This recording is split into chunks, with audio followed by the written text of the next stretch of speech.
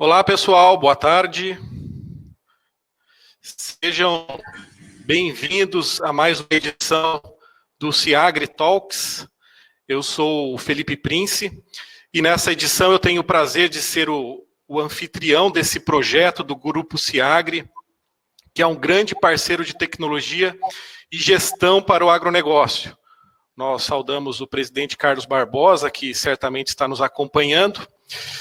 E hoje nós vamos falar sobre um tema recente que é muito importante e vem provocando muitas dúvidas no agronegócio, que é o processo de registro eletrônico de documentos, garantias e títulos de crédito que são utilizados amplamente no agronegócio, nas operações entre revendas, entre indústrias, tradings, cooperativas, produtores rurais. Então, por isso é muito importante a sua participação. Nós já estamos com mais de 200 pessoas online agora, e nós saudamos você que está nos acompanhando. É muito importante a sua participação. Você tem um espaço aqui na nossa ferramenta de chat, onde você pode enviar a sua saudação, dizer a cidade, a empresa que você representa, para que a gente possa se conhecer aqui também, tá? Hoje nós teremos convidados muito especiais para a nossa live, grandes especialistas nesse tema e que estão em diferentes posições desse processo, dessa cadeia do agronegócio e que poderão nos explicar melhor como é esse processo. Essa live que nós estamos fazendo hoje, ela está, de certa forma, complementando a live que nós fizemos na semana passada, falando sobre a MP do Agro. E caso você tenha perdido essa live que nós fizemos na semana passada, você pode assisti-lo na íntegra no canal do YouTube do Grupo Ciagri, tá? Lá você poderá assistir não só essa live sobre a MP do Agro, como muitos outros vídeos, conteúdos muito relevantes e interessantes para o agronegócio. Se você não está inscrito no canal, entre lá, inscreva-se no canal do Grupo Ciagri, e se você gostou do conteúdo, dê o seu joinha, porque isso ajuda para que mais pessoas possam também ter acesso a essas informações de qualidade, com pessoas sérias, competentes e honestas para todo o agronegócio. Bem, nós vamos saudar então os nossos estimados participantes de hoje. Nós temos a doutora Maria Aparecida Bianchim, que é registradora de imóveis, títulos e documentos da comarca de Poxoréu, ali na região do sudeste do Mato Grosso, uma região muito importante na produção de grãos, de algodão no Brasil, e ela também é diretora de qualidade da Anoreg Brasil. Boa tarde, doutora.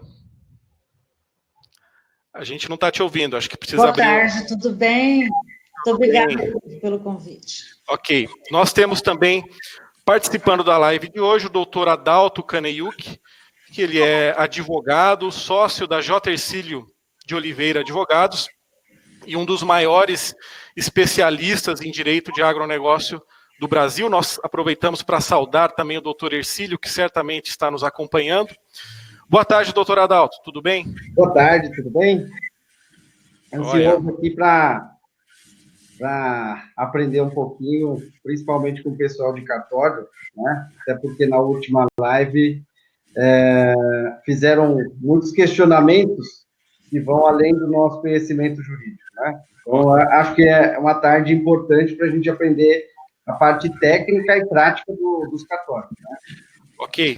Nós saudamos também a doutora Patrícia Ferraz, que ela é mestre em Direito Público e diretora de Relações Institucionais do Registro de Imóveis no Brasil e vai nos ajudar muito. Ela tem feito um trabalho muito importante como uma interlocutora das centrais de registro dos cartórios junto ao Ministério da Economia. Boa tarde, doutora Patrícia. Boa tarde, Felipe. Boa tarde a todos. É um prazer estar aqui com vocês e uma honra ter recebido o convite da Ciagri. Obrigado, doutora. Nós saudamos também o Bruno Leto. O Bruno Leto, ele é gerente de crédito e cobrança da Singenta, uma das empresas mais importantes no nosso agronegócio brasileiro. E você é responsável pela região do Tocantins, do Mato Grosso, não é, Bruno? Pode falar um pouco melhor para a gente, tudo bem? Tudo bom? Boa tarde, Felipe. É um prazer, uma satisfação estar aqui com vocês, trocar um pouco de ideia, aprender um pouco com cada um de vocês aí. Hoje eu sou o gerente de crédito responsável pelo Maranhão e pelo Matopibapá, na região na área da Singenta. A gente atua nessa área aí, a gente chama de região Cerrado, né? Tem outros 4 colegas que atuam nas outras regiões do país. Perfeito, Bruno. Obrigado pela participação e seja bem-vindo. E saudamos também o Tiago Rocha, que está aqui representando a classe dos produtores rurais. Ele é consultor de política agrícola da AproSoja no Mato Grosso, a AproSoja, que é a Associação dos Produtores de Soja, e uma das entidades mais importantes no nosso país, e que representa essa classe tão preciosa, tão importante para a nossa economia, que é a classe produtora de sojas. Boa tarde, Tiago. Bem-vindo à nossa live. Boa tarde, Felipe. Boa tarde aos colegas debatedores e boa tarde a quem destinou aí um tempinho para nos ouvir, né, e aprender e trocar um pouquinho de informações com a gente. Legal, pessoal. Bom, a gente já tem aqui várias pessoas dando as suas boas-vindas, então nós vamos começar o nosso debate. Tá? Para iniciar essa participação, eu gostaria de pedir que o doutor Adalto, como um advogado e especialista no segmento do agronegócio, nos falasse um pouco, doutor, sobre o que é esse processo de documentação eletrônica, de registro eletrônico, apesar de ser um processo muito importante que tem sido acelerada pelo nosso governo atual, com as MPs que nós discutimos na live da semana passada, muita gente ainda tem dúvida sobre os riscos de se fazer uma escrituração eletrônica, se isso ele é aceito mesmo em todas as condições, na questão das duplicatas, títulos de crédito, contratos. Então, você pode falar um pouco para nós sobre a validade jurídica desse processo de digitalização e processo eletrônico de documentos? Tá certo, Felipe. Bom, vou tentar aqui, resumidamente, fazer uma introdução, né? Até porque nós estamos acostumados com o antigo procedimento, né? De papel, caneta, reconhecimento de firma. Não que isso vai desaparecer do dia para a noite, mas eu acho que todos aqui que estão nos acompanhando têm certeza de que o futuro, ou até mesmo o presente, né, é de operações digitais, certo?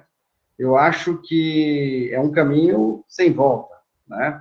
Não tenho dúvida que, a partir de agora, o agronegócio também vai entrar nesse circuito, certo? Bom, eu acho que a pergunta que eu respondo com mais frequência aqui no escritório é justamente essa. Dalton, qual é a validade da assinatura por meio digital? É possível? Bom, acho que até antes de responder essa pergunta objetivamente, é importante a gente diferenciar, e para que todos entendam, né, a diferença da assinatura digital e assinatura eletrônica. Certo. As assinaturas a gente sabe que é por meio digital, mas qual que é a diferença técnica entre uma e outra, né? A assinatura digital é aquela em que você obtém um certificado digital, tá? E por meio desse certificado digital, a pessoa física obtém o eCPF e a jurídica o eCNPJ, correto? Para que eu consiga o certificado digital, tem que ir até uma certificadora e fazer o procedimento de um reconhecimento de firma. Eu vou falar assim, no aspecto prático, bem parecido com o reconhecimento de firma, né? Você vai até a certificadora, assina 3 vezes, responde um monte de perguntas, CPF, RG, digital, enfim, sai de lá com o e-token, de modo que você tem uma assinatura com o certificado digital. Essa assinatura, ela é muito mais segura, tá? Eu entendo que ela praticamente se equipara ao documento físico, porque tem uma certificadora por trás que regulamenta aquela assinatura, tá? Então, essa é a chamada assinatura digital.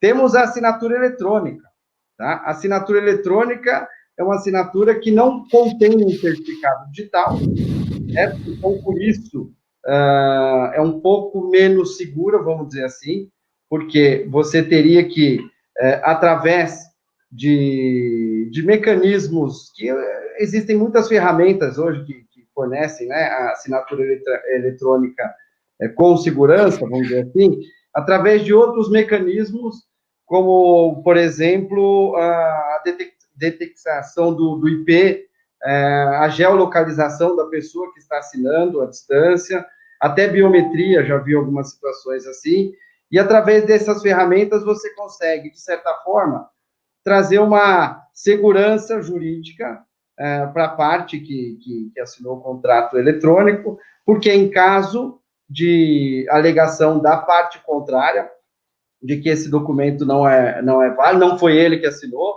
você tem outros meios de prova para você, numa disputa judicial, demonstrar que, de fato, foi aquela pessoa que assinou, ela realmente declarou a sua vontade, né? Certo? Então, só fiz essa introdução para a gente diferenciar um pouquinho e todo mundo ficar na mesma página aqui. Mas, assim, é válida a assinatura por meio digital?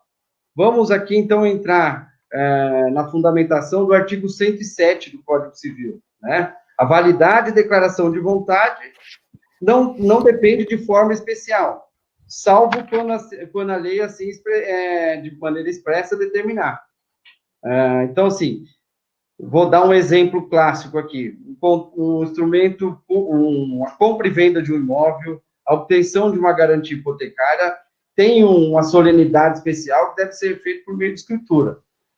Tirante essas situações que a lei determina, o contrato assinado de meio eletrônico ou digital, ele é válido, né? Basta ser comprovada a autenticidade, a integridade e a rastreabilidade desse documento. A rastreabilidade a gente consegue por essas ferramentas que eu aqui citei, tá? Então, assim, fundamentação para que a gente interprete como válido o contrato digital, a gente tem. Decisões judiciais, não temos muitas, mas todas que eu venho pesquisando levam para o lado positivo. Então, assim, é possível, sim, é válido do ponto de vista jurídico a assinatura eletrônica. Cabe à parte contrária, que se sentir prejudicada, né, o ônus de provar que não foi ele que assinou aquele documento, tá? Então, funciona dessa forma a nossa interpretação. E daí talvez fique a pergunta, mas se é válido, por que a gente não vê tanta operação no mercado com assinatura eletrônica? Né? Por quê? A digital, a gente sabe que não existe, porque existe uma certa dificuldade de obter certificado digital. É uma burocracia, um custo a mais, né? Mas, assim, por que no mercado, de um modo geral, não tem tantas assinaturas eletrônicas, né? Eu acho que, assim, agora eu vou me colocar na figura de advogado interno das grandes empresas. E que, assim, o advogado interno, ele tem uma responsabilidade muito grande. A partir do momento que ele declara, né, para uma corporação que, olha, para uma companhia, daqui para frente a gente pode fazer todos os contratos de maneira eletrônica, se tiver algum problema lá na frente, ele está assumindo esse risco. E aí eu também vou defender a classe aqui do advogado, porque, infelizmente, a gente tem muitas decisões que levam em consideração a questão da hipossuficiência, por exemplo, né? Olha, vou trazer o exemplo que o Bruno está aqui, que é da Singenta. A Singenta é muito grande, o produtor é pequenininho, é um microprodutor, então isso aqui foi um contrato de adesão, a forma eletrônica ele foi induzido a assinar, enfim. Nós, como advogados, a gente ainda não tem tanta segurança, justamente pela insegurança que o Poder Judiciário traz ao nosso sistema. É bem verdade que eu acho que daqui para frente, principalmente em razão da Lei da Liberdade Econômica, esses princípios, né, de negócio jurídico válido, princípio de boa-fé, eu creio que serão muito mais relevantes e serão levados em consideração pelo nosso Poder Judiciário nessas disputas entre partes, entre contrato assinado de maneira digital, né? Então, assim, válido, é válido, tem fundamentação jurídica, as novas leis incentivam, inclusive, a que seja feito dessa forma. E, só para terminar, a questão da duplicata e da CPR, até para deixar que a doutora Patrícia e a Maria Aparecida expliquem a parte procedimental, que eu acho que é o mais importante para a gente aqui, né, para o nosso público, eu queria falar a respeito da possibilidade da assinatura eletrônica por CPR e duplicata, né? Que eu acho que é um grande volume, o Bruno acho que vai falar isso mais à frente, o Tiago também, pelo menos dentro do nosso ramo, né, no agronegócio, existe um volume muito grande de CPR e de duplicatas. E a pergunta que existe, que vem diretamente ao nosso escritório, é se é possível ser feito de maneira eletrônica. A resposta eu já dei anteriormente, é válida, perfeita, né? É necessário tomar esse cuidado da rastreabilidade, né? E agora, mais do que nunca, com a MP do Agro, acho que o artigo 3A, né, da nova lei de CPR, determina a possibilidade de CPR ser feita por meio de sistema eletrônico digital, ou seja, prestigia, dá mais fundamento ainda para que as partes comecem a trabalhar dessa forma. Talvez o grande problema, né, vamos dizer assim, que um pouco mais difícil é a questão da circularização da CPR, que a própria lei da CPR, a nova lei da CPR, né, introduzida pela MP do Agro, ela também determina que essa entidade a ser designada pelo Banco Central também faça o controle da transferência desses títulos, ou seja, os envolvimentos eletrônicos também serão registráveis, escrituráveis, tá certo? Então, assim, eu acredito que a CPR daqui para frente vai ter um volume muito maior, né, de assinaturas eletrônicas. E, por fim, a duplicata, não menos importante, né, a duplicata também tem uma lei específica da duplicata digital, que é o final de 2018, né? Entrou em vigor em abril de 19, e nessa lei, se vocês repararem, também fala que o Banco Central, o Conselho Monetário Nacional, vai criar uma entidade para que seja feito o registro das duplicatas emitidas de maneira eletrônica, inclusive cuidarão também da forma de transferência, né, que seria por meio de endosso. Esse endosso eletrônico também será registrável por meio dessa entidade, né. Então, assim, fiz essa introdução para que todos participantes, e principalmente o pessoal que está nos assistindo, estejam na mesma página, né. É possível, é legal, tem formas, tem fundamentação para tudo, né. E a dificuldade, como eu disse aqui resumidamente, de aceitar é o medo que a gente tem do nosso poder judiciário, né? Que dependendo o vento vai para o lado direito, depois vai para o lado esquerdo, e a gente fica um pouco receoso de assumir essa responsabilidade daquilo que é novo, mas inevitável, como eu disse no começo, né? Daqui para frente, eu acho que não tenho dúvidas que não vamos fugir dessa sistemática eletrônica e digital. Tá? Ok, doutor Adalto, ótimas explicações. Nós queremos aproveitar e saudar algumas pessoas aqui de todo o Brasil, já quase 300 pessoas nos acompanhando, a Kátia, da Ponto Rural de Londrina, o Leonardo Teles, doutor Leonardo, advogado da Rural Brasil, o Paulo, da Valoriza, de Patos de Minas, a Lidiane, da Vegetal Agro de Brasília, a doutora Carolina Miranda, de Cuiabá, a Flávia Miranda, do Grupo Tec Agro, em Rio Verde. Nós temos gente de todo o Brasil com uma excelente participação, uma excelente audiência.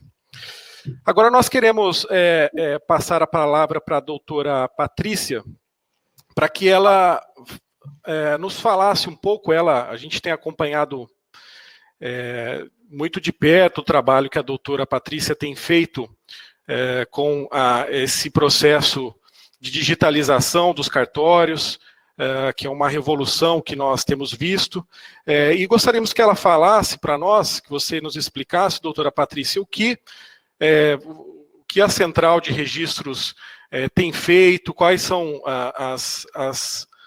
as mudanças práticas que nós já podemos ver, o que isso tem impactado não só para os registradores, né, mas para todos os usuários dos serviços de cartórios no Brasil. Boa tarde, mais uma vez, a todos vocês. Pedir para vocês, todos aqui, meus colegas de debate, e assim como as pessoas todas que estão aqui nos acompanhando, que, por favor, não se refiram a mim como doutora. Assim, eu faço questão de manter o mais limpo possível os canais de comunicação, tirar todo o tipo de ruído para que a mensagem que precisa ser passada chegue da forma mais clara, mais limpa e mais rápido possível para todos os nossos interlocutores, e não pode ser diferente num debate nem em uma live, né? O Felipe já sabe disso. Eu queria dizer para vocês, concordando aqui com o meu colega Adalto, que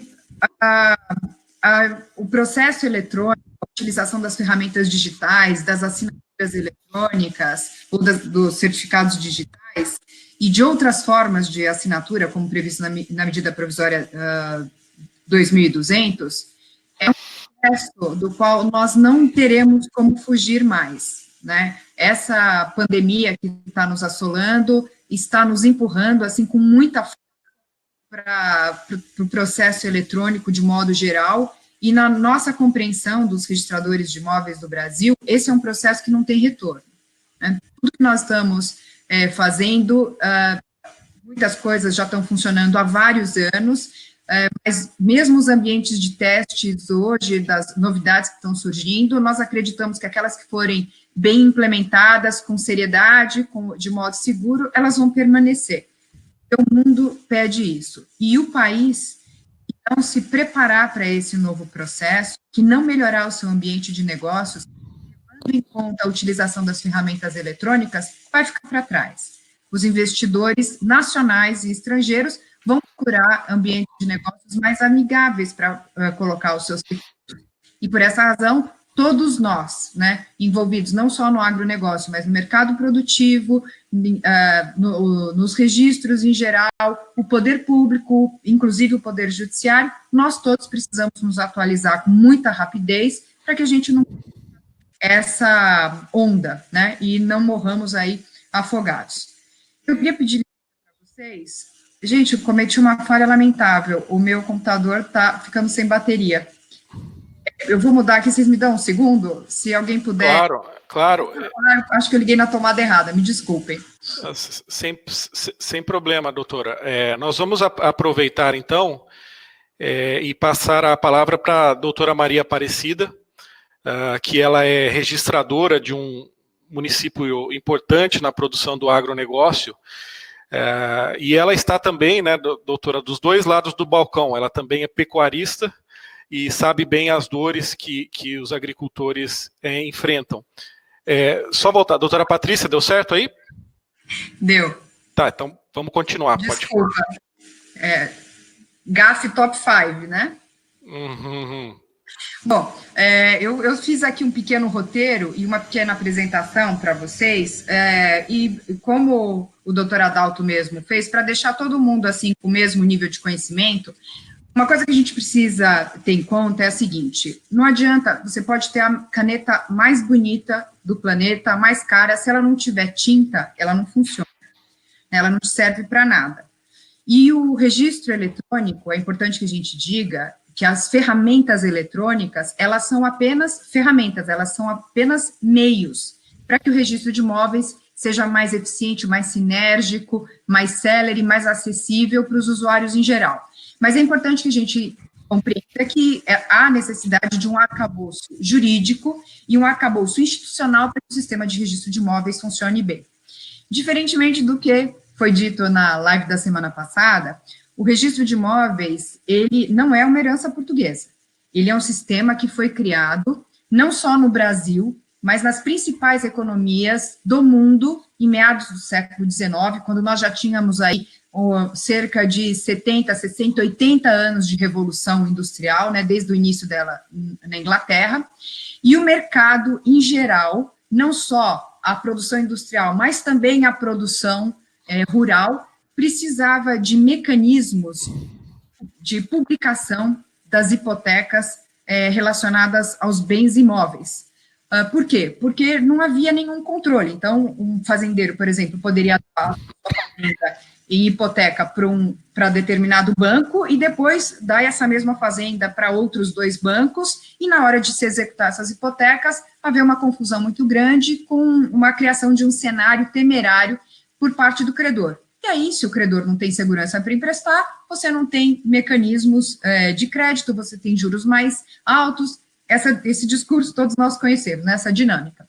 Então, o que aconteceu no mundo, a partir de 1931, começando pelo Chile e passando por vários países, Brasil, Espanha, Reino Unido, Japão, Portugal, Espanha, Alemanha, foram criadas leis hipotecárias. Então, a origem do registro de imóveis, como tal, está nas leis hipotecárias, que foram criadas, nas quais foram criadas registros de hipotecas, para se dar transparência a respeito dos ônus que incidiam sobre os imóveis.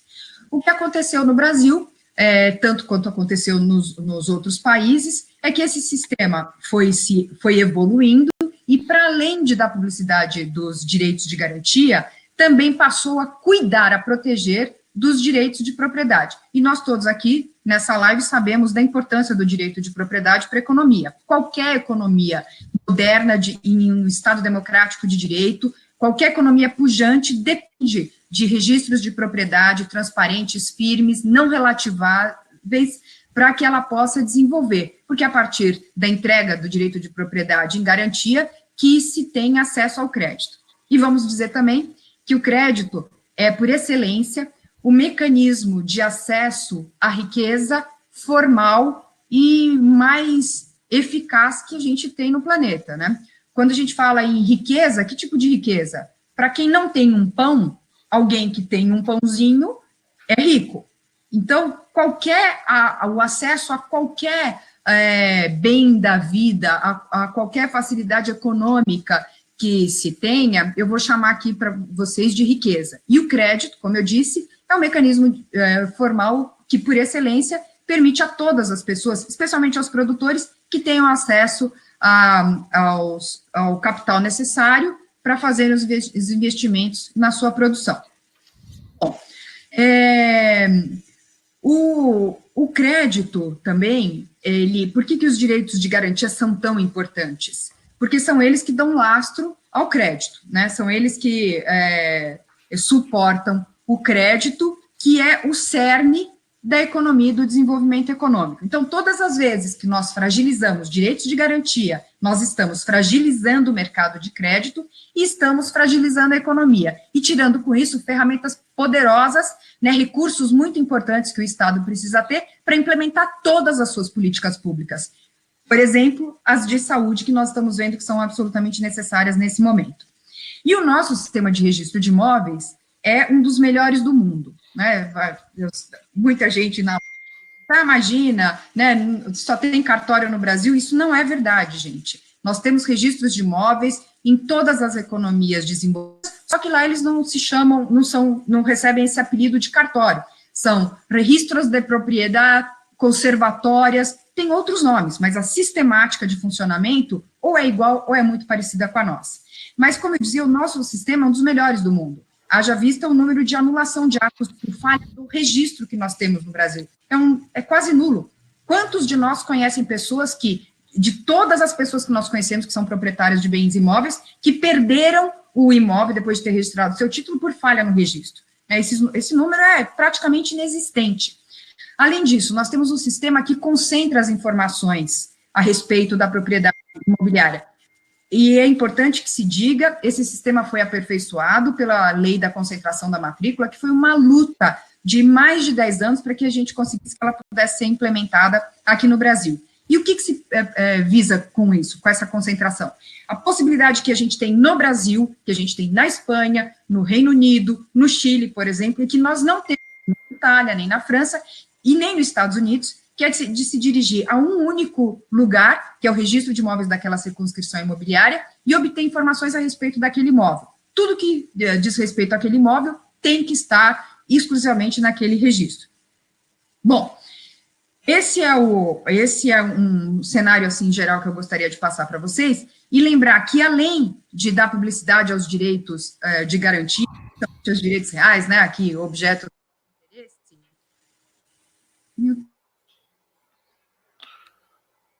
Alô, doutora Patrícia? Acho que ela teve algum problema com a conexão dela. Bem,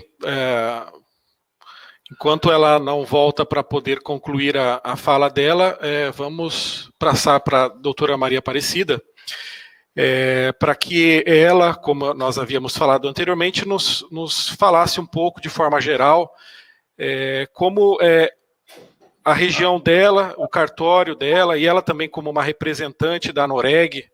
E nós aproveitamos também para mandar um abraço para o Dr. José de Arimateia, nosso grande parceiro que está nos acompanhando aqui na live, e que também tem uma atuação muito importante para esse processo da Central de Registros. Então, doutora Patrícia, você poderia nos falar um pouco como isso tem sido afetado no seu dia a dia, como você tem visto esse processo da digitalização dos cartórios? Eu posso falar sobre isso, sim. Nós tivemos uma mudança bastante significativa no cenário com a regulamentação da Lei 3.455, do chamado Operador Nacional do Registro. Nós tivemos um provimento do Conselho Nacional de Justiça, que tratou sobre a matéria e que estabeleceu também a necessidade da aprovação de estatutos e de uma diretoria, de um conselho deliberativo e de um conselho fiscal para conduzir o Operador Nacional do Registro, que não é uma entidade privada, é uma instituição do registro imobiliário do Brasil, conduzida, normatizada pelo Conselho Nacional de Justiça. No dia 16, agora do mês de abril, nós tivemos uma Assembleia Geral, reunindo todos os registradores de imóveis do país de forma virtual, e no qual se aprovou os estatutos, foram aprovados os estatutos do Operador Nacional, e houve também a eleição da primeira diretoria.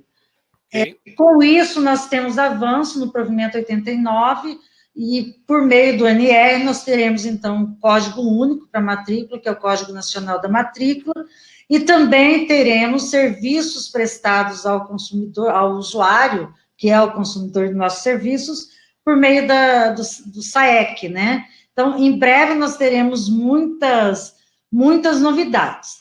Não obstante isso ter ocorrido recentemente, nós já vínhamos organizados por meio de centrais eletrônicas e que tinham uma interoperabilidade. Contudo, cada estado com sua própria central, conforme já havia disciplinado o próprio Conselho Nacional de Justiça lá em 2015 com alguns provimentos. O que ocorre?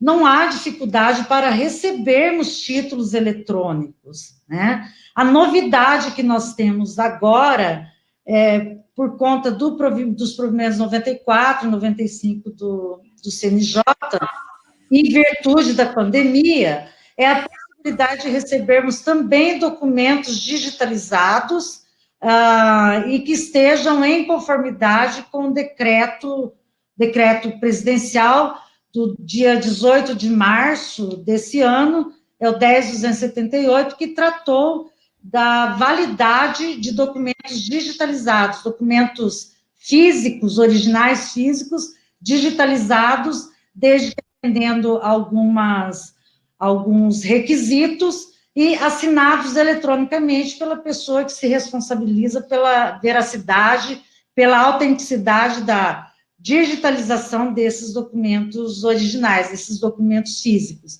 Então, o que nós temos hoje, nas centrais eletrônicas, o recebimento não só de arquivos digitais, assinados eletronicamente ou digitalmente, mas também a possibilidade de recebermos documentos digitalizados dentro daquela conformidade e assinados eletronicamente pela pessoa que se responsabiliza por aquela digitalização, né? Eu gostaria de devolver a palavra para a Patrícia, Felipe. Oi, Patrícia, você quer concluir sua parte, Patrícia? Acho que você teve um problema na conexão. Pode ser. Tá.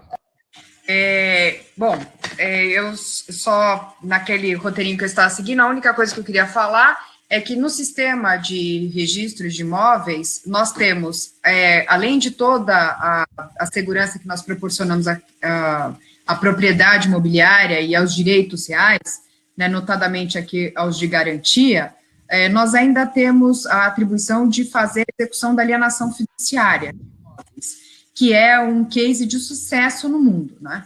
Quando nós, por exemplo, está à disposição de todos no registrodiimóveis.org.br, no portal estatístico registral, a performance da alienação fiduciária no estado de São Paulo, número de registros, percentual de financiamentos que são feitos em relação às operações de compra e venda de imóveis e a nossa capacidade de recuperação dos créditos. Então, para as alienações, para cada 100 execuções de devedores fiduciantes que nós processamos no registro de imóveis, cerca de 95% são recuperados ou são em dinheiro, né, ou é recuperação em dinheiro ou transação, diretamente com o credor, e cerca de 5%, 5,5% a recuperação é feita pelo próprio imóvel. Então, assim, isso é um case de sucesso, motivo de orgulho para o país.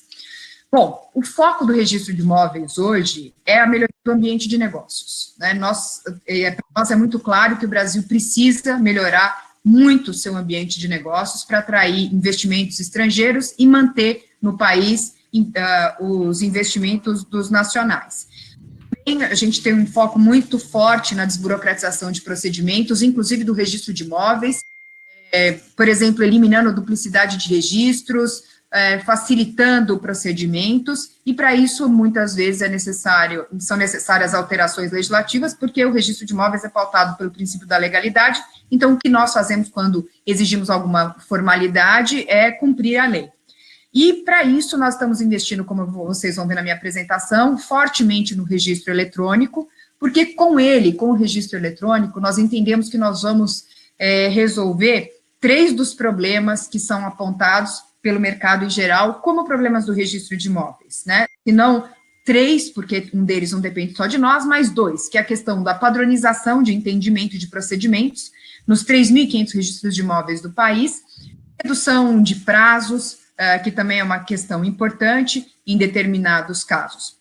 E, com isso, também, nós imaginamos que a gente consiga aí tratar, de alguma forma, da questão da redução dos custos, porque hoje, como vocês sabem, em algumas operações há, de fato, um custo relevante, muito porque, em média, no Brasil, 50% do que o usuário paga quando efetua um ato de registro no registro de imóveis, e de resto, em toda a atividade extrajudicial no país, 50% não fica para manutenção da unidade extrajudicial. Ele vai para uma série de outros organismos, e isso tem sido aí questão de atenção do mercado em geral.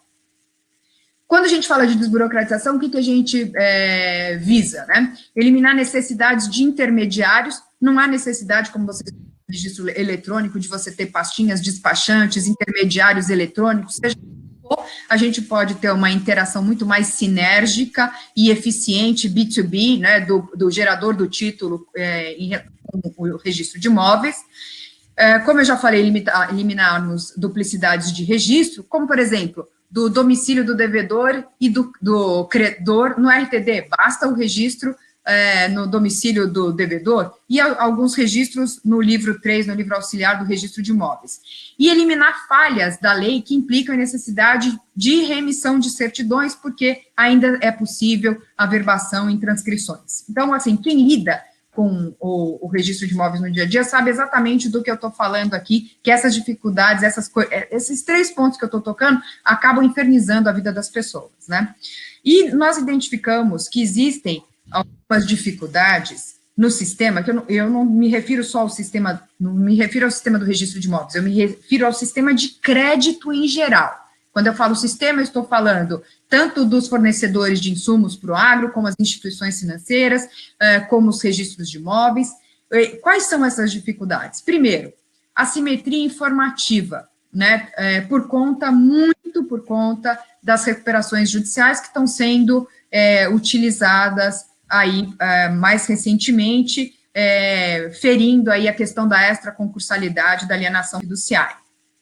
Sim. Custos transacionais, que não são os custos com registro, né? Tem um custo com intermediários que é elevadíssimo, né? Por exemplo, nós fomos informados, aí temos sido informados que tem gente que oferece serviços de intermediação do gerador do título com registro de imóveis pelo custo, às vezes, de R$ 1.300. Isso pode dar, em vários casos, algumas dezenas de vezes o valor de determinados atos de registro.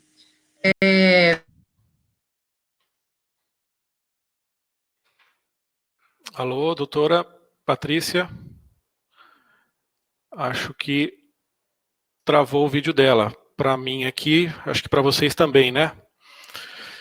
Bom, pessoal, eu não sei aqui quando ela vai voltar, eu vou passar a palavra para o Bruno, para que ele nos fale, como gerente de crédito e cobrança da Singenta. Bruno, como que você tem visto todo esse processo que a doutora Patrícia nos disse e a doutora Maria Aparecida também, desse processo de digitalização dos cartórios? Isso tem afetado o seu dia a dia, aí no seu trabalho como gerente de crédito e cobrança?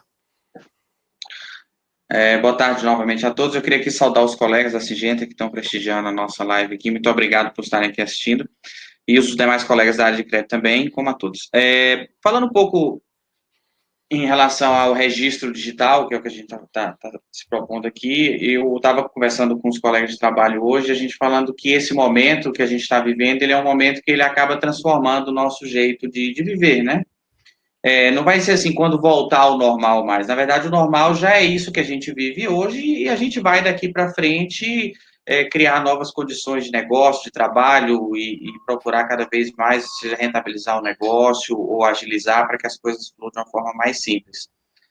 A Singenta se propôs já há algum tempo, conforme o Adalto fez um comentário aí muito bem colocado, assumindo esse risco de lá na frente, se houver um questionamento ou não, a gente se propôs a trabalhar com registro digital, né, através de assinatura digital e através de certificado digital, e a gente se propôs a fazer isso e temos feito desde o ano passado.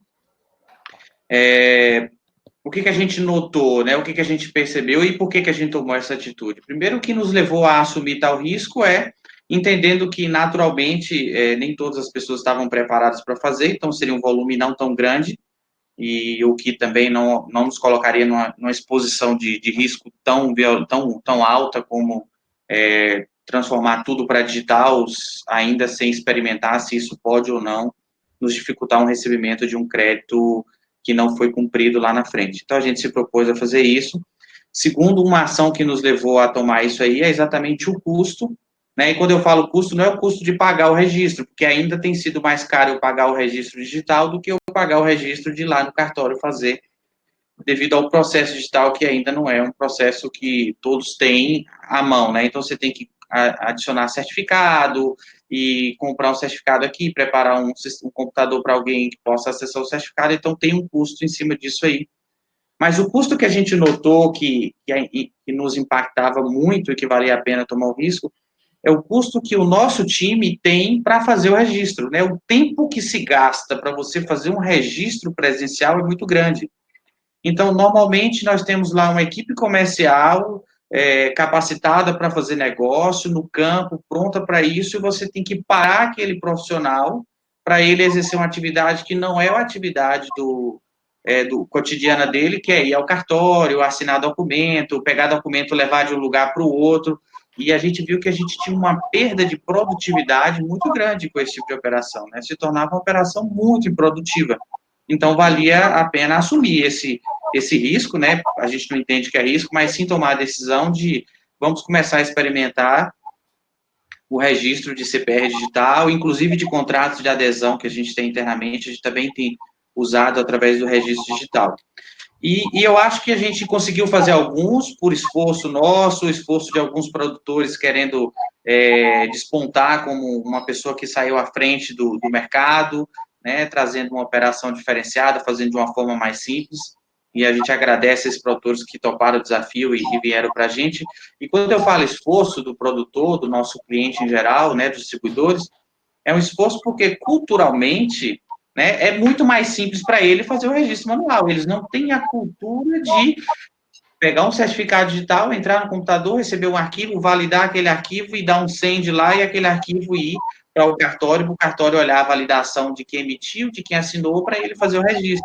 Então, culturalmente, para o produtor, aquilo não é uma coisa assim, tão fácil de ser de se posicionar e dizer, não, a partir de agora eu só dou um enter aqui, digito minha senha lá de 6 dígitos com letras e está tudo certo, a CPR está registrada. Então, esse desafio cultural que a gente enfrentou também é um desafio grande, que eu acho que é um dos grandes desafios que a gente está passando, e aí que volta ao momento, né? Eu acho que esse momento, ele veio como um momento que veio para transformar, né? Para nos ajudar nessa transformação cultural.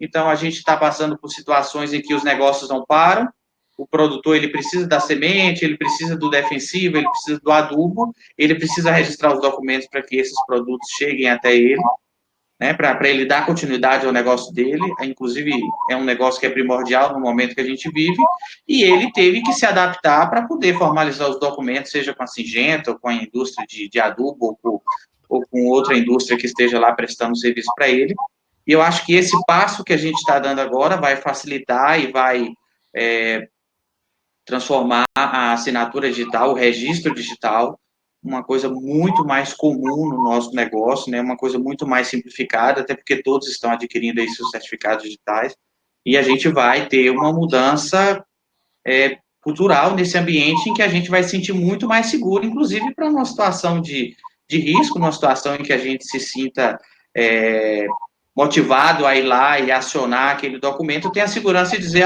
mas será que foi válido? Será, como o doutor bem colocou, será que esse documento vai dar segurança? Olha, todos os meus documentos foram feitos de forma digital. Então, eu acho que aí a gente cria uma condição da gente criar aí uma... O doutor Adalto, acho que pode me colocar numa situação muito melhor aí, falando dessa... Felipe, até antes de passar para a doutora Maria Aparecida, nós temos, né, ainda, dois obstáculos, né, é a insegurança do Poder Judiciário, nós como advogados, né, de empresas, companhias que fazem grandes negócios com valores altíssimos, aí nós temos, como advogado, a responsabilidade de trazer a segurança, né, e o nosso temor esbarra em duas pontas. Primeiro, como o cartório de registro de imóveis vai interpretar? Essa primeira dúvida, eu conversando com a Patrícia, não vou chamar de doutora, que é com a Patrícia, com a Maria Aparecida, me deu uma tranquilidade muito maior, tá? Você percebe que os cartórios estão bem à frente, vamos dar oportunidade para que elas conversem, né? Então, assim, expliquem para a gente, né, qual é a situação. Então, nós tínhamos duas barreiras, do cartório, que eu estou bastante confortável, e do Poder Judiciário, né? Porque por mais que a gente mencionou aqui que existe fundamento jurídico suficiente para nos garantir, mesmo, estou falando da assinatura eletrônica, um pouco mais ousado até do que a situação do Bruno, que é com o certificado digital, né? Mas essa segunda barreira a gente ainda tem um certo receio, mas é inevitável, né? A gente vai ter que passar por essa barreira. E eu também acredito que os magistrados estão acompanhando a evolução do mundo e a evolução da nossa legislação, né? Então, acho que é uma tendência, não é nem uma questão de futuro, acho que é de presente, né? Foi esse comentário que eu queria fazer, complementando aqui ao Bruno. Por favor, Felipe, desculpa te tirar aí do roteiro. Tá sem voz. Ótima contribuição, doutor Adalto, Bruno. Eu gostaria de pedir agora para que o Tiago Rocha, que é consultor político da ProSoja, ele pudesse nos dizer Na percepção do produtor rural, Tiago, aí dessa classe tão importante que você representa, como que esse processo todo de digitalização dos cartórios, de assinatura digital, eletrônica, como que isso tem sido visto pelos produtores rurais? Você acha que os produtores estão sendo bem informados dessa mudança? Você acha que o setor produtivo está preparado para essas mudanças? Como que você tem visto isso? Bom, os produtores eles estão acompanhando essas tendências do mercado, né? Difícil hoje alguém estar alheio a todas essas mudanças.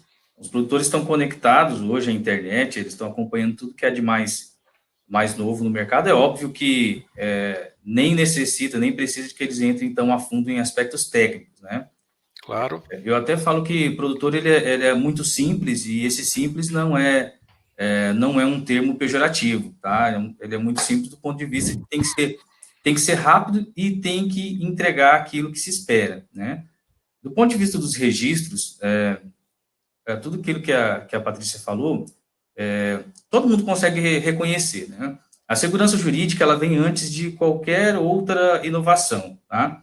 Porque quando ela falta, se torna um caos no mercado. Então, a gente pode até reclamar do processo administrativo, da burocracia, mas na ausência de segurança jurídica, todos perdem, né? O que se espera da 13986, né, que converteu a IMP 897, a MP do Agro, trouxe aí uma série de alterações em dispositivos e a criação de outros, né, para facilitar ou para, inclusive, fomentar a entrada de novos investidores nesse mercado, é que ele realmente saia do papel, né? E o tempo, ele vai nos dizer se essas medidas foram corretas, acertadas, ou se elas precisam de alguns ajustes, de alguns aperfeiçoamentos, né? Com certeza que nós estamos vivendo hoje, seja através do Covid, seja essa questão do mercado, os papéis, como estão se comportando agora, o petróleo, tudo isso vem nos trazer uma dinâmica tão nova e tão diferente daquilo que a gente viveu, que dá para dizer que uma série de setores conseguiu vencer o que a gente chama de coeficiente de atrito estático, né? Estava ali tudo paradinho, né? A questão dos registros eletrônicos não é de hoje, é uma discussão antiga já, mas esse debate, inclusive, do MP do Agro, fez incomodar as pessoas. Isso é muito bom, isso é muito positivo. Tá? Lá atrás houve esse incômodo também, criou-se a CPR, depois houve um incômodo de novo, criou-se a LCA, e é exatamente assim que a coisa acontece. Nós vemos nessas novas leis, nessas leis aperfeiçoadas que tivemos agora, que temos que corrigir uma outra coisinha ali, né? Por exemplo, a CPR, apesar de nós estávamos até discutindo aqui antes do início da live, o patrimônio de afetação, a CIR, todas as regulamentações que precisam vir ainda para que essas ferramentas inovadoras possam virar realidade. Mas a CPR, ela é realidade, tá? Nós temos aí 91% do funding da soja do Mato Grosso, ele vem de terceiros, ele não é recurso próprio do produtor, todos os anos. Segundo os dados do IMEA, uma safra gira aí 22,5 bilhões de reais, então 91% disso, provavelmente uma boa parte, está lastreado em CPR e demais garantias. Há uma cadeia de decisão nesses financiamentos, ou nessa compra antecipada, que aí até o Bruno sabe muito bem como isso funciona. Enquanto não há o registro de uma garantia, não há liberação de crédito de um pedido, não há alterações aí no planejamento de um supply chain, não há liberação fiscal e assim sucessivamente. Então, o que o produtor espera é que haja, de fato, uma celeridade nos processos, tá? E que o custo seja reduzido, sim, né? A gente tem acompanhado aí essas alterações, inclusive em relação ao ONR. Isso foi uma super notícia para o setor, a gente esperava isso, estávamos bastante ansiosos, e vamos continuar incomodando, porque esse é o trabalho mesmo, peraí, mas vamos lá, todas as serventias agora vão ter que colocar uma nova numeração nesses registros, para poder unificar, E aí, quando que nós vamos conseguir concluir esse processo, entendeu? Eu acho que isso é natural, isso é muito positivo. O bom é que conseguimos evoluir em vários aspectos. Aí só um ponto que o doutor Adalto, ou Adalto, se assim preferir ser chamado, citou para a gente, e eu fiquei bastante curioso, é algo que a gente gostaria de ser avaliado em seguida, tá? Nós temos aí a gente falando especificamente sobre a duplicata eletrônica, né? Nós tivemos aí uma alteração proveniente aí da 13986, que ela foi lá no Decreto-Lei 167, de 67, que trata dos registros para crédito rural, né? Dos títulos de crédito rural, e ele alterou vários artigos ali, artigo 14, artigo 20, 25, 27, que trata da cédula pignoratícia hipotecária, cédula rural pignoratícia hipotecária, enfim, chegando até a duplicata rural no artigo 48. E todas essas modificações, o objetivo delas foi de admitir a assinatura sobre a forma eletrônica, né? Desde que garantida a identificação inequívoca do seu signatário. Então, notei ali que, especificamente na duplicata rural, artigo 48, ela ainda diz assim, eu acho que faltou incluir isso, que cabe uma melhoria, reconhecida, lá no artigo 48, reconhecimento de sua exatidão e obrigação de pagá-la, para ser firmada do próprio punho do comprador. Então, a assinatura de próprio punho do comprador ainda precisa ser trabalhado esse texto, tá?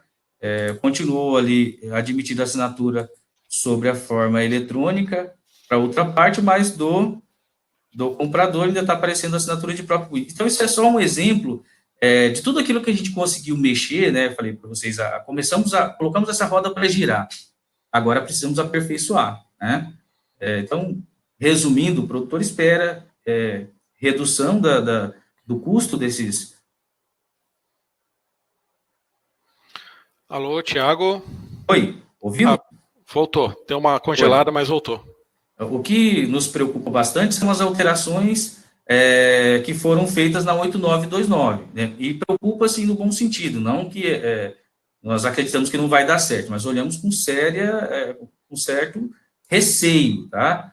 Porque o que se esperava era que daríamos transparência para o sistema financeiro, o Banco Central, né?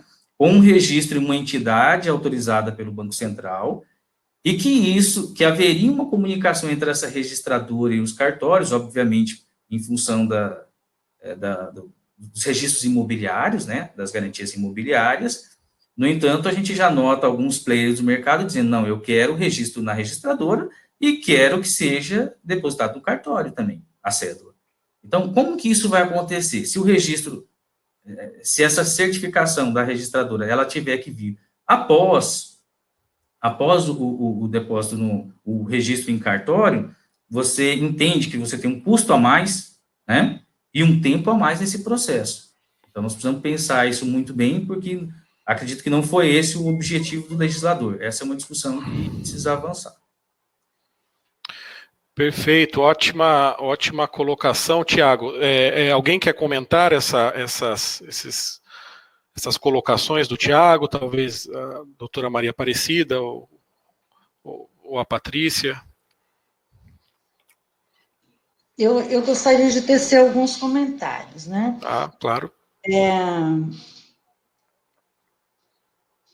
Há uma certa preocupação da nossa classe relacionada aos institutos que foram, especialmente com patrimônio de afetação. Nós temos no direito brasileiro já experiência com patrimônio de afetação, no caso de incorporação imobiliária, de consórcios, seguros, etc. E eles têm, nessa experiência do direito brasileiro, na legislação do direito brasileiro, esse patrimônio de afetação, eles têm a finalidade de blindar os imóveis, o patrimônio, para que não seja utilizado por outras dívidas ou por qualquer outra situação que não seja propriamente aquele empreendimento que está ocorrendo. Esse patrimônio de afetação que surge na MP do Agro e agora na lei, ele não tem esse contorno. Ele não visa apenas afetar, tá? Ele visa também se constituir de uma garantia.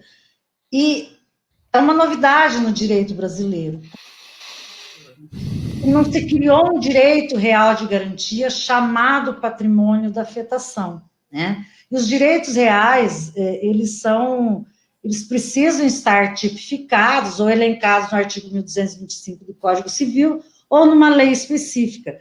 Então, acho que essa legislação, ela deixou isso, porque ela não alterou o artigo 1225 do Código Civil ao incluir ali. Mas a natureza dele é uma natureza de transferência, de constituição de um patrimônio separado do patrimônio da pessoa natural ou da pessoa jurídica, de tal maneira que há uma blindagem, mas não é uma blindagem tão boa quanto aquelas outras situações que eu elenquei agora há pouco, porque nas outras você só tem crédito trabalhista, tá? Que está acima daquilo. Nessa blindagem aqui, ficou expressamente consignado que o patrimônio ele não deixa de ser incomunicável nas situações trabalhistas, fiscais, tributárias, então, veja, o que o credor tem, basicamente? Tá?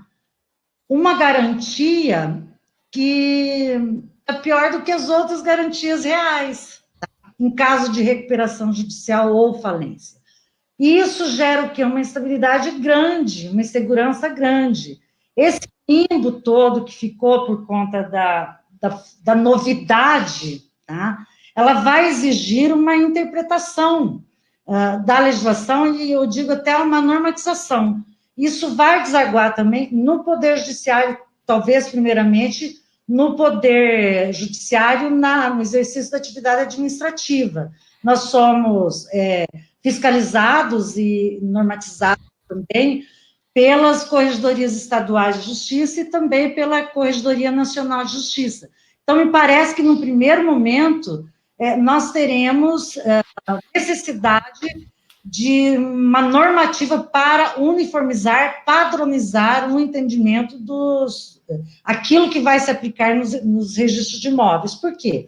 Porque os registradores de imóveis, eles só podem fazer aquilo, praticar atos que estão autorizados e na forma autorizada pela legislação ou pela normativa, né? Então, nesse primeiro momento, além de nós termos isso, eu gostaria de dizer que são outros aspectos também que são bastante preocupantes. Eu falo isso na qualidade de produtora rural também, sabe? Não só na qualidade de registradora de imóveis. Por exemplo, a constituição do título do patrimônio de afetação. Tá?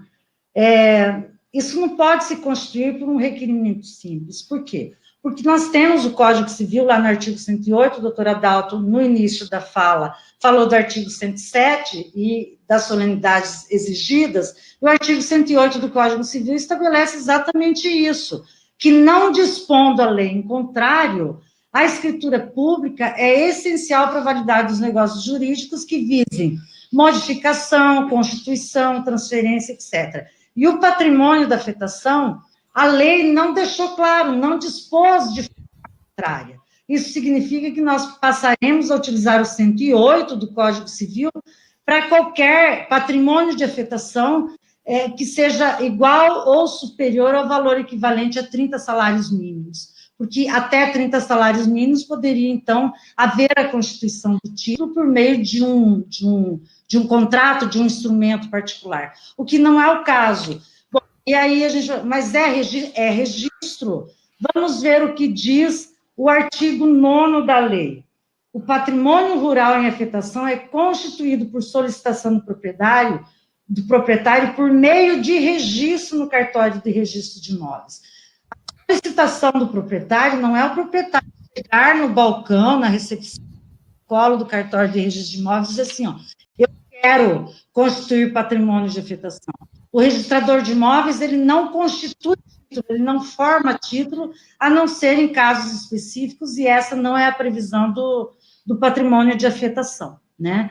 Então, não vai ser por um mero requerimento verbal, ou mesmo que seja por escrito. Haverá necessidade de uma solenidade, de se elaborar uma escritura pública em que os proprietários declarem expressamente, não só um dos proprietários, ambos os titulares, né? Declarem expressamente todas as consequências disso. E há uma transferência, há uma separação do patrimônio normal deles, tanto que o patrimônio de afetação ele pode incidir sobre a totalidade de um imóvel ou sobre parte desse imóvel, né? E nós temos, além da necessidade da formação do título, aí sim a lei tratou sobre quais são os documentos que necessariamente devem ser apresentados ao registrador de imóveis para a formação, para o registro desse patrimônio de afetação. E se a intenção da legislação era ser menos onerosa para o produtor rural, não é isso que nós encontramos. Veja bem, o que é uma regularidade ambiental, que terá que ser provada essa regularidade ambiental? É simplesmente inscrever o imóvel no cadastro ambiental rural, ou porque inscrever até que é fácil. Agora, obter esse certificado de regularidade ambiental, isso demora anos e anos. Nós sabemos disso desde o programa Mais Ambiente. Quantas pessoas aqui em Mato Grosso nós tínhamos o programa MT Legal, que foi antes, inclusive, do programa Mais Ambiente, que era em nível nacional. Desde aquela época, nós não conseguimos ainda, boa parte dos produtores não conseguiram obter o certificado de regularidade ambiental, mesmo tendo escrito há vários anos atrás, há quase uma década, tá? Nós temos outras situações ali, por exemplo, a previsão de certificação do imóvel rural como um todo, isso é tranquilo, já está bem conduzido dentro do sistema de gestão fundiária, que é o SIGEF, mantido pelo INCRA. Agora, ao prever a necessidade de memorial descritivo georreferenciado e certificado também para o imóvel que será desmembrado, nós só fala do imóvel que está sendo afetado quando é parcial e que no futuro poderá ser objeto de desmembramento, se houver inadimplemento da dívida, nós vamos encontrar um outro órgão. O SIGEF, ele não está aparelhado para certificar só uma parcela do imóvel. Ou você apresenta o memorial da área desmembrada, que será desmembrada, e da apuração do remanescente, ou não dá certo, tá? Então, não é possível a gente efetuar esse desmembramento futuro que se apresenta, obviamente que no primeiro momento, quando se apresenta isso, não vai estar certificado. Agora, há uma previsão na legislação que o registrador faria isso de ofício, mediante o pedido do credor, né? Então, são várias inconsistências. Em relação àquilo que o Tiago coloca, nós temos uma outra preocupação, Tiago, que a lei prevê a formação desse patrimônio de habitação, e isso aí vai garantir cédulas imobiliárias ou então CPRs eletrônicas. Só que não é o registro de imóveis que vai ter a atribuição de registrar essas cédulas eletrônicas e as CPRs eletrônicas e a CIR, tá? Quem fará isso será a registradora eletrônica.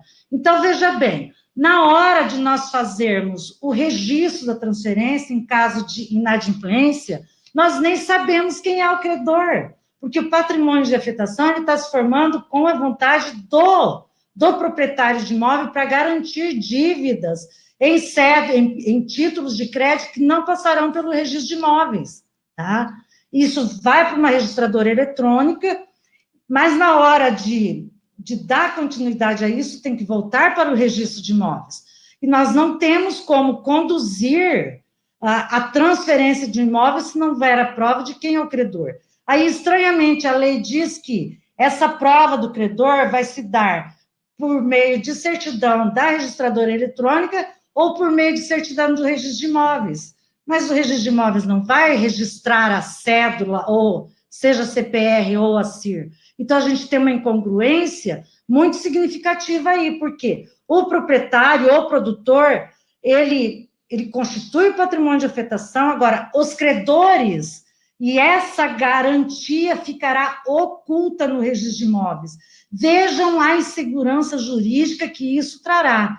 Então, se num primeiro momento a gente vai ter a participação das corregedorias numa normatização, no momento seguinte, que é na cobrança disso, na inadimplência disso, isso vai desaguar no Poder Judiciário, tá? Vai desaguar no Poder Judiciário por quê? O imóvel, ele está afetado, só que nós não temos o controle do que é que está acontecendo.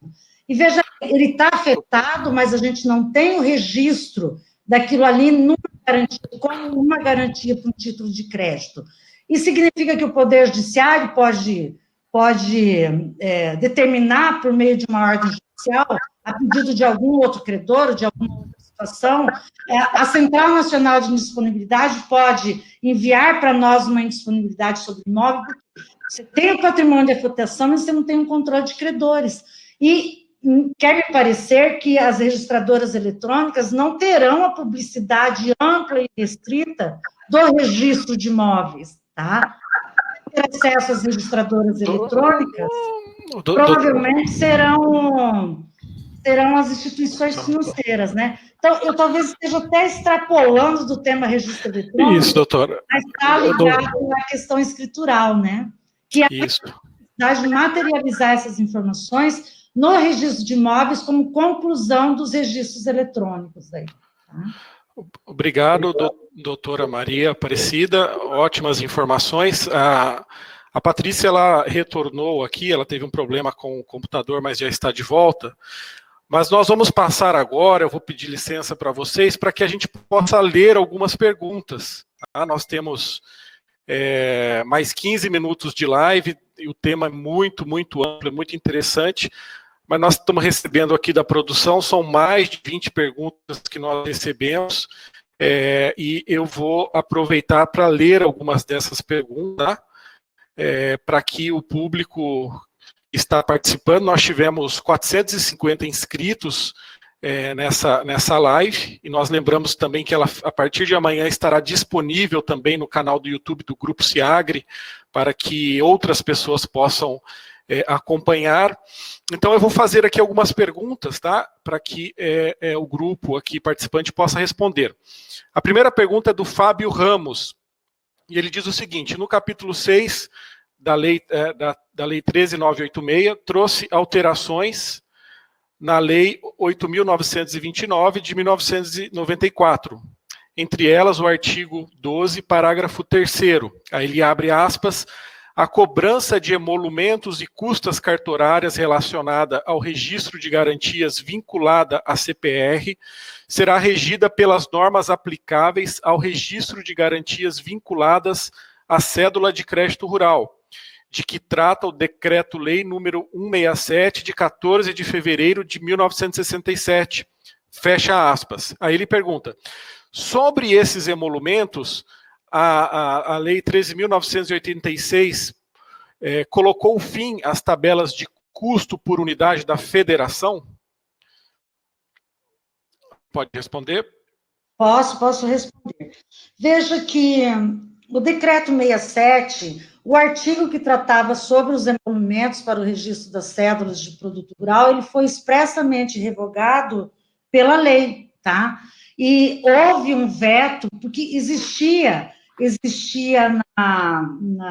na lei, no projeto de lei de conversão da MP, existia uma previsão de que os registros eles teriam um valor equivalente a no máximo, a 0,3% do valor do crédito deferido. Ocorre que o Ministério da Economia acabou sugerindo, orientando, justificando o veto dessa parte, né? De maneira que nem se tivesse passado, extinguiria as tabelas de custas estaduais, porque nós temos um sistema que prevê isso, que a Lei 10.179, ela fixa as normas gerais, estabelecendo que cabe a cada unidade de federação a lei para tratar sobre os emolumentos, e são de iniciativa do Poder Judiciário, conforme recente manifestação do STF, né? E nós temos ainda são a vigência das tabelas estaduais, tá? Tá, perfeito. Obrigado, doutora Maria Aparecida. Nós temos a pergunta da Tatiana, que ela diz o seguinte, doutora Adalto, pois não? Deixa eu aproveitar o gancho, senão a gente vai ficar... É pergunta Claro. também, tá? Acho que também vi algumas aqui nesse sentido para a Patrícia. Patrícia, na MP, originalmente, havia previsão da Central Nacional de Registro. E ao ser sancionada a lei, a gente percebeu que foi retirado esse capítulo. Eu gostaria que a Patrícia, falasse um pouquinho sobre esse tema, explicasse para a gente qual é o motivo, quais são as perspectivas, tá? E aproveitando também a oportunidade para perguntar a respeito dos cartórios do Brasil. Essa pergunta acho que é a que eu mais recebo. Eles estão preparados para essa modernidade? Então, são duas perguntas que eu também estou aqui passando, viu, Felipe? Me desculpa, mas não poderíamos deixar de perguntar. Claro, ótimo. Que é muito importante para o conhecimento de todos. Sobre a Central Nacional e sobre a situação, vamos dizer assim, geral, né, como um todo. Os cartórios estão preparados para essa modernidade, né, tá, do registro eletrônico e tudo mais. Obrigada, Adalto, por me permitir falar, porque eu tive um problema, na verdade, com o meu computador aqui. Respondendo a sua pergunta, nós estamos preparando todos os registros de imóveis, vários registros de imóveis no Brasil já fazem o registro eletrônico, nós temos milhares de atos já praticados, e nós temos plataformas de protocolo, né, de protocolo eletrônico de títulos, na maioria dos estados. Aliás, todo o conteúdo da minha explanação era nesse sentido, né? Mas a gente perdeu aqui a oportunidade. Eu, assim, já até me disponibilizo, se vocês quiserem falar numa outra oportunidade, eu deixo 2 computadores aqui à disposição para não ter mais esse problema. Então, é óbvio que a gente tem alguns registros de imóveis que têm uma quantidade de operações menores, são registros com mais dificuldades econômicas, mas nós estamos preparados, inclusive, para dar suporte para esses que têm maiores dificuldades. Então, em primeiro lugar, o e-protocolo já é uma realidade, nós já recebemos documentos nato-digitais, documentos eletrônicos estruturados em XML, nós já recebemos documentos que foram digitalizados na forma do Decreto-Lei 10.278, observando os requisitos do artigo 5º do Decreto 278, desenvolvemos uma ferramenta gratuita para o mercado para extração dos metadados desses documentos que são em papel e que foram digitalizados para fim de recepção escorreita desses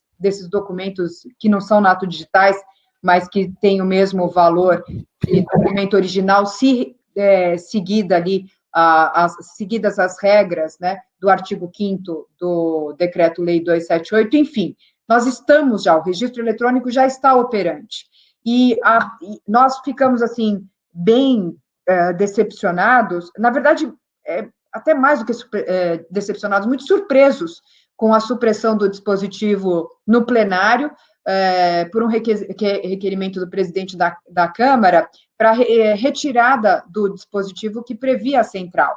Mas, felizmente, o Conselho Nacional de Justiça editou o provimento 89, criando a mesma central, só que com outro nome, que é SAEC, Serviço de Atendimento Eletrônico Compartilhado.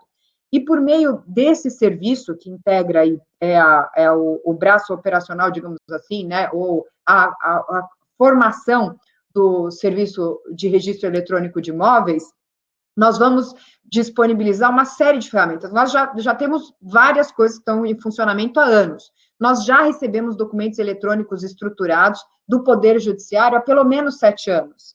Nós temos dispositivo nas normas de serviço da Corregedoria Geral de Justiça do Estado de São Paulo, por exemplo, que nós pretendíamos, com esse dispositivo na MP do Agro, de expandir para o Brasil todo, de recepção de documentos eletrônicos estruturados com XML.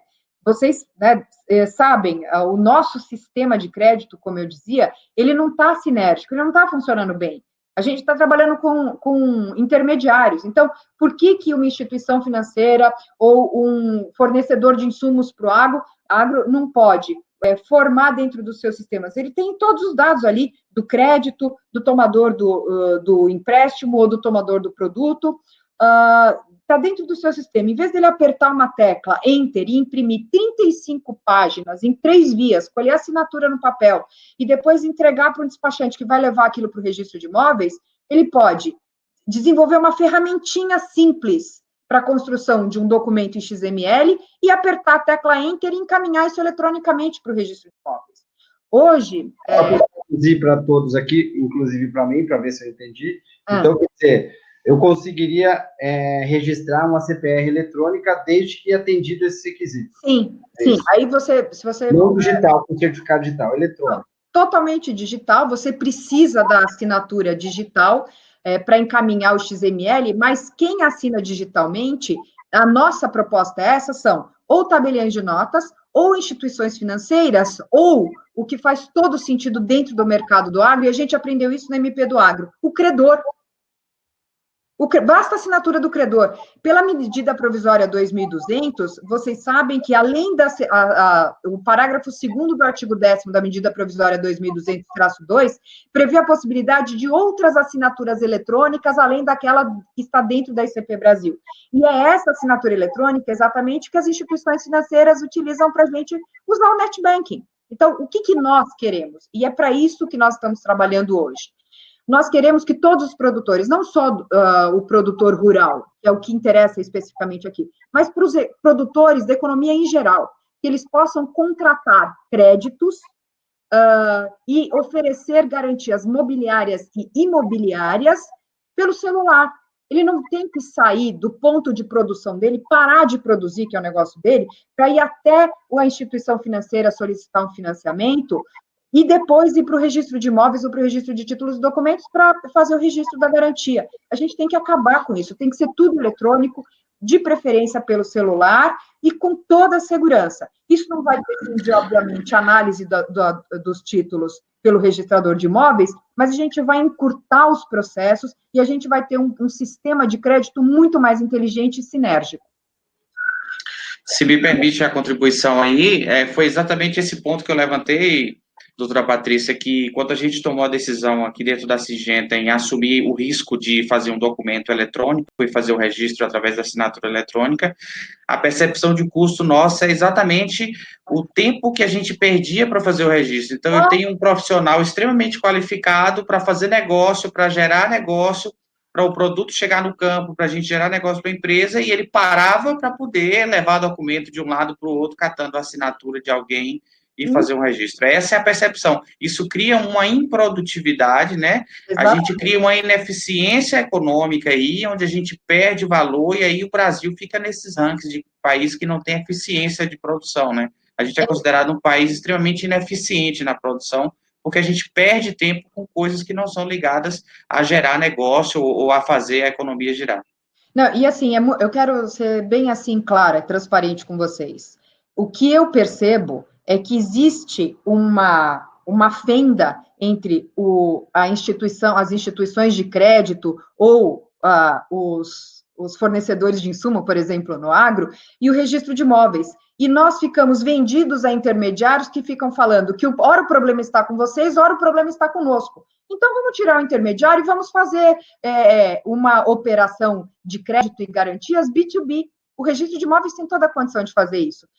Para vocês terem uma ideia, com essa crise da pandemia, nós trabalhamos aí 15 dias seguidos, quase 24 horas por dia, para disponibilizar a plataforma com registro eletrônico de modo muito aberto, porque com a aplicação do Decreto-Lei 278, o número de títulos que podem ser encaminhados para as nossas plataformas aumentou muitíssimo. Então, nós não temos medo do desafio, não, e vocês vão se surpreender com o novo registro eletrônico que está sendo implantado.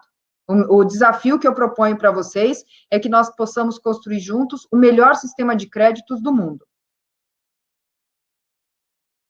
Última pergunta, minha, prometo. Estou atrapalhando sua vida, Felipe, mas assim, também estão me perguntando aqui. Como é que funcionaria, por exemplo, uma CPR física? Você falou da Nato Digital, né? Tá. Mas eu tenho uma CPR física no campo, quero transformá-la digital. Isso. É possível? Sim. Qualquer documento, por conta, inclusive, da crise dessa pandemia, existe um acervo de documentos de crédito que está parado nas instituições financeiras. Algumas instituições financeiras estão tomando a decisão equivocada por desconhecimento, não sabem que os registros estão trabalhando eletronicamente, apesar de toda a divulgação que nós estamos fazendo, e estão deixando de registrar garantias, colocando, inclusive, o seu sistema de crédito em risco. Então, qual que é a mensagem que nós precisamos passar, né? Claramente para todos. Todos os documentos que foram formalizados em papel, eles podem ser digitalizados no formato PDF-A com 300 dpi, preto e branco, e serem assinados com certificado digital. Você pode passar este documento pelo nosso assinador, que vai extrair os metadados, e você vai encaminhar isso pela nossa infovia, pelo nosso e-protocolo, digitalmente. Esse documento, assim digitalizado nos moldes do decreto 10.278, que é importante que se diga, não foi feito por conta da Covid, ele regulamenta a lei da liberdade econômica. Esse documento assim digitalizado é igual um documento original para todos os efeitos, e nós os estamos recebendo já no registro de imóveis. Ok. Pessoal, infelizmente, nós estamos chegando no final da nossa live. Nós temos um cronograma de 1h30. Estamos chegando nesse período. Tem muitas perguntas de pessoas de empresas, representantes de cartórios. Nós mandamos um abraço aqui ao doutor Augusto Sotano, da Central de Registros de Minas Gerais, que tem nos acompanhado. O Augusto é de São Paulo. E nós... Augusto Sotano é de São Paulo, desculpa, isso. É o doutor Fernando, que é de Minas. O Fernando, inclusive, que está encarregado do desenvolvimento da consulta unificada de restrições e garantias. Ótimo. Felipe, talvez fique aqui até...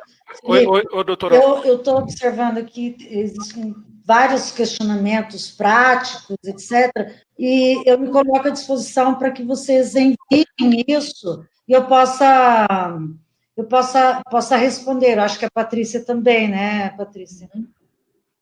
Acho que a gente podia fazer um convite para todos, né, para um outro webinar, já que eu dei esse vexame de perder meu laptop aqui no meio da exposição e não pude mostrar para vocês aí todas as ferramentas que nós já temos à disposição de todos. Isso mesmo, pessoal. Nós ficamos muito felizes com essa abertura, doutora Maria Aparecida, Patrícia.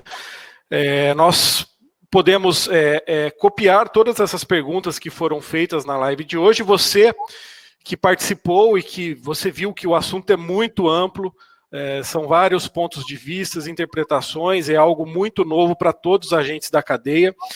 Então, nós vamos organizar uma nova live. Eu estou aqui falando até em nome do Grupo SIAGRE. É claro que a gente vai organizar tudo isso e vamos enviar os convites nas diversas redes sociais, pelo Facebook, LinkedIn, Instagram. Doutora Adalto? Talvez uma live com perguntas e respostas, né, para ser complemento dessa aqui, assim, um pouco mais objetiva. Exatamente. A gente tentou uma visão ampla, que eu acho que foi, todos nós, mas aí complica, porque tem 3 advogados que gostam muito de falar, né, então, se deixar a gente aqui, cada um fala 1h30. Mas eu acho que todos os comentários foram riquíssimos. Eu sou carente de informação técnica, como essa aqui exposta pelas duas nobres colegas, né? Também queria, já que a gente falou da última live, queria deixar claro um ponto aqui, a minha admiração pela doutora Maria Aparecida, que é a minha fonte de consulta há muito tempo, né? E o Leonardo, que é nosso amigo produtor, ele, na verdade, estava se referindo ao cartório de Pochorel como um cartório de nível muito acima do padrão, né? Então, foi uma referência positiva, mas eu recebi alguns comentários que o pessoal não entendeu direito, imaginava-se que eles estavam falando mal do cartório de Pochorel, né? Mas, na verdade, era o inverso. Ele quis dizer que o cartório de Pochorel é uma referência técnica de organização e tudo mais. Eu queria deixar isso claro aqui também, para não ficar dúvida, né? Se alguém ficou, e eu acho que ficou, porque teve mais de uma pessoa fazendo esse comentário, então aqui já está esclarecido, né? Felipe, Eu queria deixar uma sugestão aqui também, a doutora Patrícia trouxe do início da fala dela lá a importância do crédito como facilitador de acesso ao capital e impulsionador da economia. Acho que é um tema bacana para a gente falar, e aí eu estou puxando a sardinha, óbvio, para o meu lado aqui, mas é bom a gente trazer alguém com outra visão e falar um pouco de crédito para as pessoas até entenderem como é que a gente enxerga a sociedade, os nossos clientes, e por que a gente está aqui do outro lado tentando fornecer esse crédito, no que a gente acredita. Acho que é um tema bacana aí, pode gerar também um bom volume de acesso e pessoas interessadas. Claro, ótimo. Ótima sugestão, Bruno. Muito obrigado. E agora eu vou pedir para vocês fazerem as despedidas finais e aqui com o nosso compromisso de nós vamos copiar todas essas perguntas a todos os participantes para que numa próxima live a gente possa respondê-las. Tá? Então, fique conectado, tentar fazer isso, se possível, na próxima semana. Eu não sei, a gente vai ter que organizar todos, mas certamente isso estará amplamente divulgado nas nossas redes sociais. Então a gente pede que vocês façam as despedidas, tá? Tiago, por favor. Bom, agradeço aos colegas, né, que contribuíram bastante aí para a gente conhecer tudo isso que vem de novidade para o setor agro, e estamos à disposição. Óbvio que vamos estar acompanhando aí para e passo cada uma dessas evoluções, né, e os registros, obviamente, estão no centro da discussão nesse momento.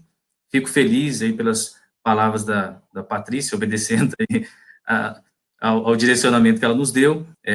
Obrigado assim, por compartilhar com a gente tudo que vem pela frente, e a gente quer conhecer isso um pouco melhor, até para que consigamos compartilhar com o campo, que são os clientes que realmente vão operacionalizar todas essas mudanças, tá ok? Obrigado, pessoal. Ok, Tiago, muito obrigado. Bruno, por favor, suas considerações finais. Eu agradeço a oportunidade de estar aqui com vocês, é sempre um aprendizado para nós, e para nós assim, é um fator que vem a agregar no nosso negócio, como no agro, né? A gente espera que cada vez mais se torne mais fácil esse registro de garantias e que o crédito chegue mais fácil aonde ele tem que estar, que é no produtor, que é quem produz. Nosso país é quem gera valor para a nossa economia. Então, obrigado aí pela oportunidade. Obrigado. Doutor Adalto, suas considerações finais.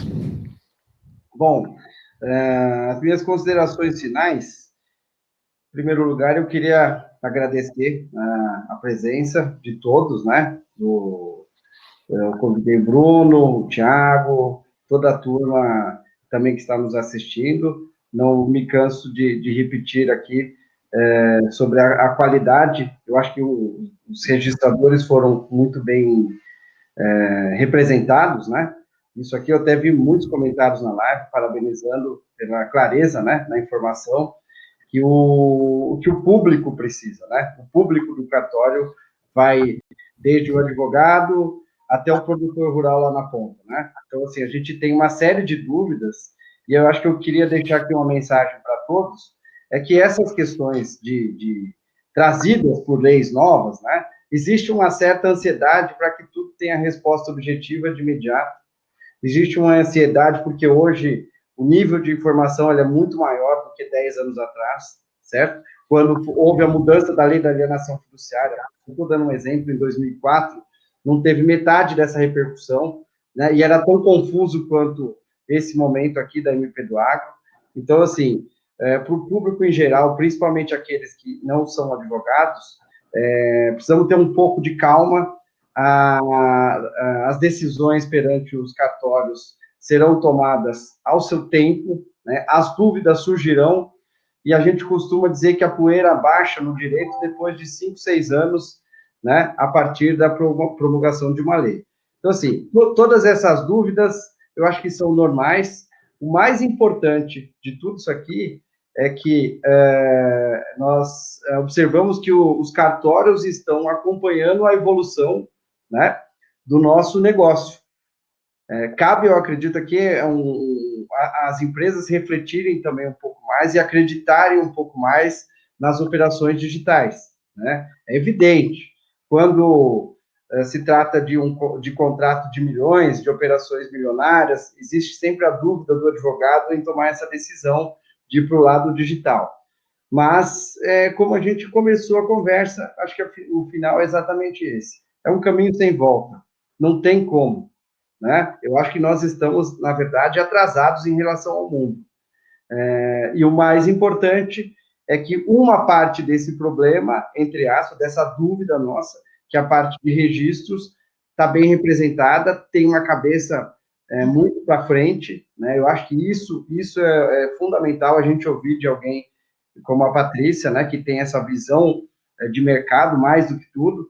Então, isso traz uma certa tranquilidade. E o Poder Judiciário, a gente, daqui 5, 6 anos, a gente vai dizer o que aconteceu, né? Porque é uma disputa judicial que começa agora, termina daqui 3, 4, 5 anos, né?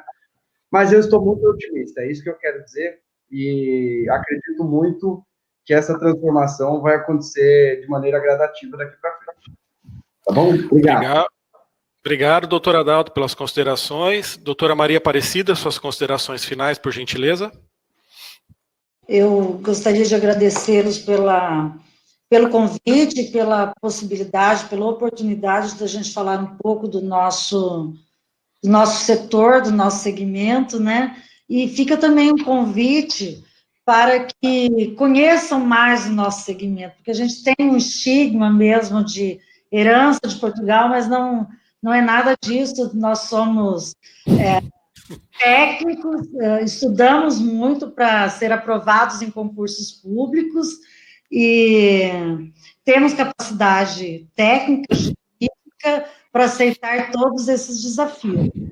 E esse momento de pandemia foi um momento bastante importante do ponto de vista dos avanços no registro eletrônico. Nós já tínhamos, sim, a possibilidade de receber títulos eletrônicos, enfim, dessa forma como vocês propõem, que a lei também, que já havia previsão no próprio Código Civil da possibilidade dos títulos de crédito serem formatados e instrumentalizados por meios eletrônicos, né?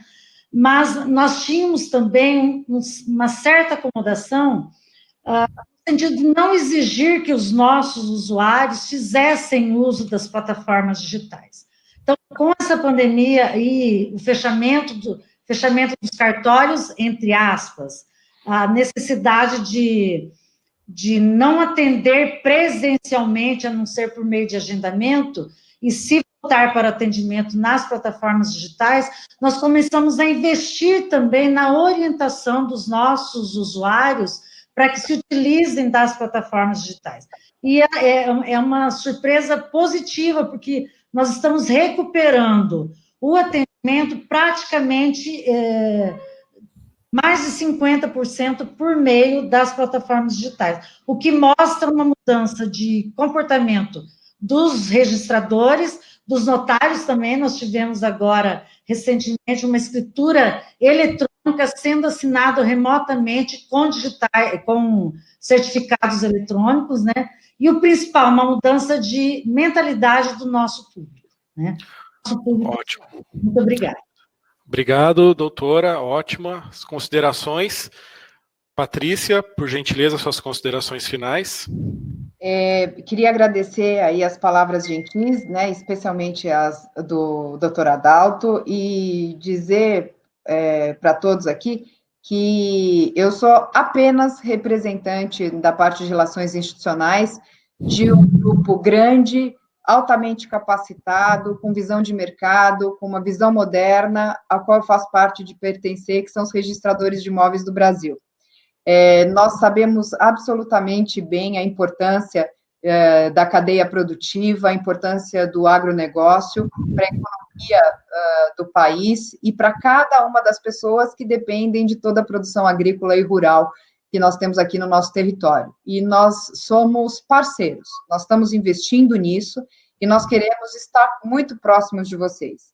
Essa oportunidade de estar aqui com vocês, trazendo informações para tirar esses ruídos e também tratar um pouco de alguns preconceitos, porque a falta de informação traz preconceitos, é uma oportunidade valiosa pela qual eu sou muito agradecida a vocês que nos convidaram. E eu já quero fazer aqui um convite. Nem conversei com a Maria Aparecida, mas ela é 100%, aliás, a Maria Aparecida merece todas as nossas homenagens, porque ela é a nossa representante nacional encarregada do Programa de Qualidade Total da Noreg BR, que é um movimento de promoção da qualidade, da gestão de qualidade em todos os cartórios do Brasil. Então, assim, mais do que referência aí no Mato Grosso, ela é uma referência para nós em âmbito nacional. Faço questão de pontuar nesse sentido.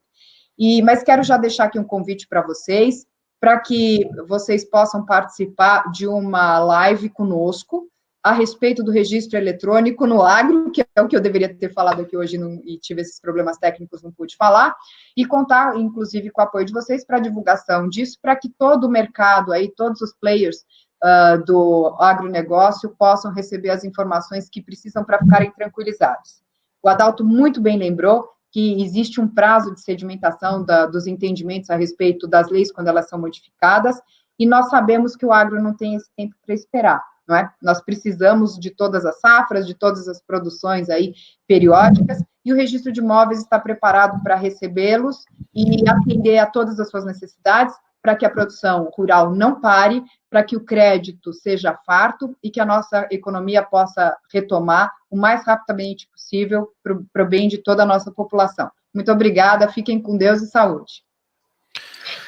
Obrigado, Patrícia. Ótimas considerações. Nós recebemos aqui informação da nossa produtora, a Bruna, de que todas as perguntas e comentários, elas foram copiadas do chat, então assim a gente pode ter uma oportunidade de, numa segunda ocasião, respondê-las, né? A gente deixa o convite aqui para todos que estão nos assistindo e para todos os nossos nobres participantes para que estejam conosco nessa próxima ocasião.